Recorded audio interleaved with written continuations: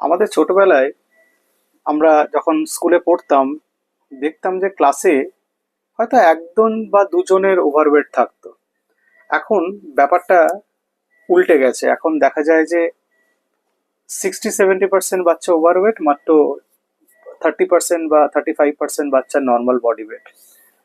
তো বাচ্চারা খুব অবজার্ভ করে, বাচ্চারা দেখে আমরা কি ধরনের খাবার খাচ্ছি, কিভাবে আমাদের লাইফস্টাইল আমরা লিড করছি।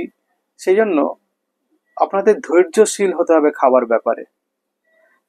খাবার খাওয়ার ব্যাপারটা সংবরণ করতে হবে। আপনার রেগুলার ডায়েটে ভালো খাবার খেতে হবে যাতে বাচ্চা দেখে শেখে। আপনি নিজে আনহেলদি খাবার খাচ্ছেন বা অস্বাস্থ্যকর খাবার খাচ্ছেন, কিন্তু বাচ্চাকে বলছেন ফল খেতে, সবজি খেতে, তাহলে বাচ্চা খাবে না। বাচ্চা যেটা খাবে সেটা আপনাকেও খেতে হবে। বাচ্চা দেখে শিখবে, বাচ্চার ওয়েট ভালো থাকবে, বাচ্চা বেটার থাকবে।